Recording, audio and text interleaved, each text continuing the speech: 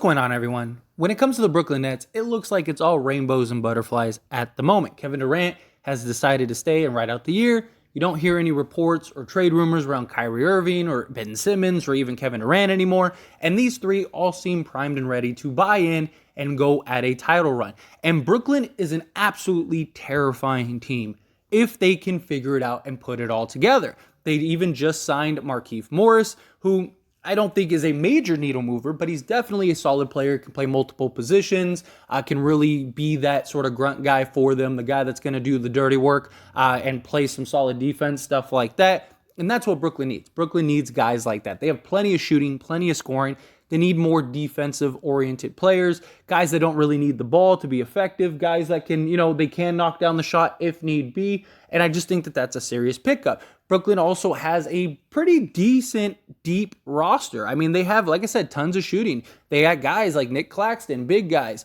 They have, we'll see what happens with guys like, Blake Griffin. They need another center. There's rumors for all the centers like Dwight Howard, Hassan Whiteside, guys like that.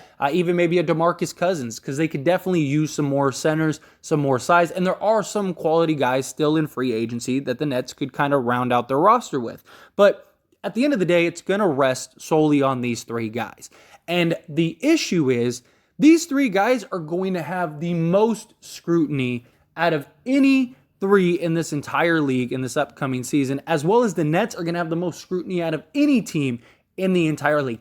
Every single thing, because of all the drama that went on this offseason around Ben Simmons, Kyrie Irving, and Kevin Durant, especially Kevin Durant, you're talking any little minute thing is going to just get exploded into a much bigger, larger thing. And are these three mentally tough enough and prepared for that going into this season? Or are they going to implode?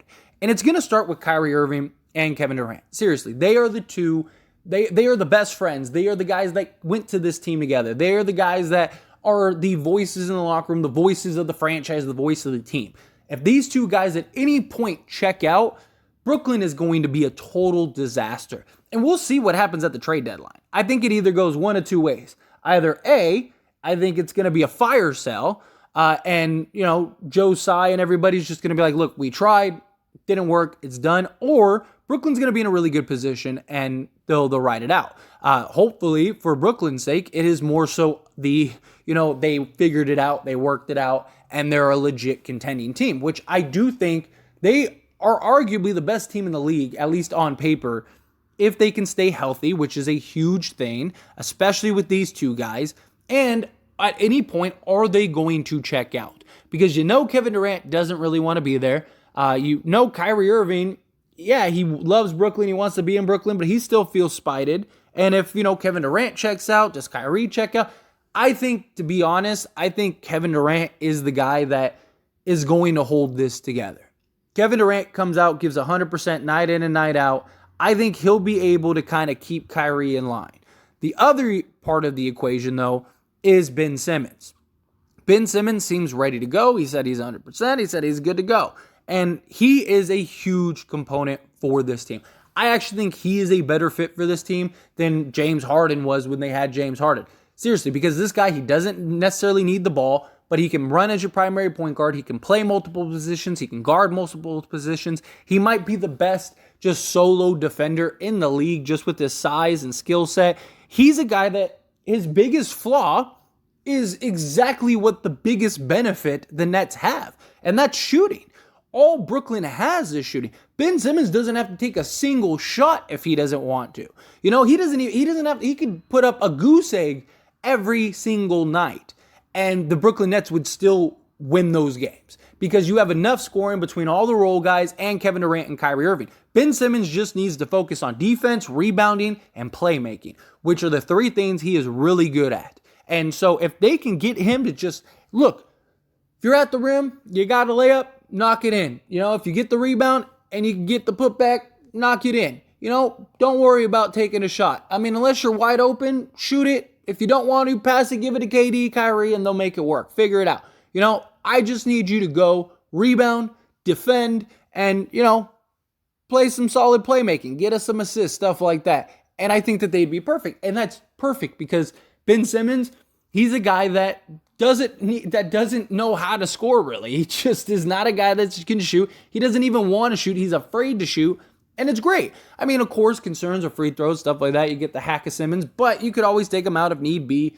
This team has all the intangibles, all the makings of a team that could be a legit title contender, a team that could be very scary. Ben Simmons, though, needs to be fully bought in. There's also questions with injuries and stuff like that. And is this guy going to check out at some point? Especially if Kyrie and KD check out. That's going to become a huge problem too. And that's why I'm saying I really believe that Kyrie and KD are the keys to the kingdom. They are the keys and they are in the driver's seat. And if they're fully bought in, I think Ben Simmons will be fully bought in too. But I can see Ben Simmons being as impressionable as he is if those two kind of just start tapering off and start, this sucks, or they go through a rough patch where, say they go on like an 8-game losing streak or something, I could see the wheels just falling off and falling off fast. Again, every single thing is going to be incredibly scrutinized. As great as these three guys are, they have three of the most unreliable guys in the entire league all on the same team. And that is a huge cause for concern. Now, again, Kyrie Irving, Kevin Durant. Kevin Durant, I think, has to be the guy that he has to be more of a vocal leader. And I just don't know if he is that guy. I don't know if he's the guy that can rally the troops and get everyone around him. He's always been a guy like, I will show you through my play rather than my words. And I just don't think this team doesn't have a vocal leader. And Steve Nash, I don't think he's going to be able to control the locker room. Kevin Durant wanted Steve Nash fired. Like, how is that going to be, come training camp? Is Kevin Durant going to listen to Steve Nash? Is Kyrie Irving going to listen to Steve Nash? You heard all the reports from the Nets side that was like, hey, Kyrie was clowning Steve Nash and telling him, where are Kobe's MVP trophies? I want to see them. You should give those back to him because you didn't earn them, this, that, and the other. Like, that's not a good sign. And look, I really believe Brooklyn will fire Steve Nash in a heartbeat if it means keeping these two around. But they haven't yet. And you have that as a problem too. And is Steve Nash going to be able to get these two to buy in? And if they don't, again, it's a big problem and a big concern. I really like Brooklyn's roster. I really think they should be a favorite to win the NBA championship. I think that if they can stay healthy, they are, as close to a team that wouldn't be shocking to win it at all as you can get. These two guys are that dynamic, that good. But how many games are they going to play? And I'm not even talking about from just a checking out standpoint. I'm talking about from a health standpoint. You're talking Kevin Durant's played like 90 games in the last 3 seasons. Like, that's not good. And Kyrie's played even less. So it's like, unless these two can stay on the court, stay healthy, give 100%, I just see so many things that have to go right for this Brooklyn Net team, and it all falls on these two guys. And if any one of those things just go even slightly wrong, I think that this could the Nets could implode. And the problem is the media, which Kevin Durant and Kyrie Irving are not very good with the media. Neither is Ben Simmons. And your three guys are not very good with the media. You don't think the media is going to be shredding Brooklyn whenever they get a chance? You don't think the media is going to be going after Kevin Durant, Kyrie Irving, and Ben Simmons every opportunity that they have? Like I said, even the smallest little thing that usually is just like, okay, that's stupid, there's nothing there. Or even just like a little locker room dispute that all teams have at some point during the season because they're just competitive guys, and it's just nothing. You're just like, come on, like really? That is going to get blown up to proportions that we've probably never seen when it comes to teams and that type of thing. It just because of what happened this offseason, this absolute disaster. And now you're going into training camp, and now you're going to go into the season, and it's like, now what? Like, if this implodes, how do you salvage this? You can't. And that's why I personally think Brooklyn was in their best interest to just cut the cord and move on. Yes, they have a legit contender, but there's just so many things that need to go right for this team to really contend. And if just the smallest thing goes wrong, the media could completely fabricate stuff and this team could implode. It could be something that's not even a thing, but the media just makes it up because of a fake report or something like that and just run with it because it's the Brooklyn Nets and it's something to talk about. And this team could implode just because these guys can't handle the media and all the scrutiny and stuff. Like, I don't know. I just think that they were in their best position because if you come to the trade deadline and it's like this team isn't what you thought it would be. Kevin Durant wants out again. Kyrie Irving wants out, everything like that. Now you have nothing because you think all these teams were going to give you anything. No, they all know that you're falling apart and you're imploding and you need to get off of the Titanic. That's what these teams are going to look at that as. So you're basically going to be trading these guys for peanuts at that point. It's just, and then even if you keep them for the rest of the year, you try to ride it out and say, okay, well, maybe the back half they can figure it out.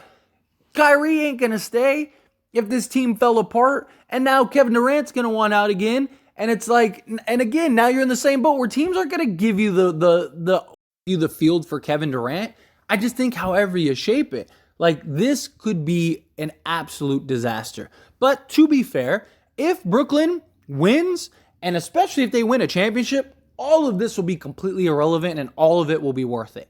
If Brooklyn figures it out, even if they don't win a championship, even if they're just winning, they lose in a tough 7, or, they make it to the NBA Finals, but they lose in the finals or something like that. I mean, this team it'll all be worth it. In hindsight, everything will be forgotten. Everything will be forgiven, especially if these guys buy in and run it back next year. All will be right in the world if you're the Brooklyn Nets and Brooklyn fans. But I just think, I don't know. I just think the likelihood of this being a complete meltdown and disaster is far greater.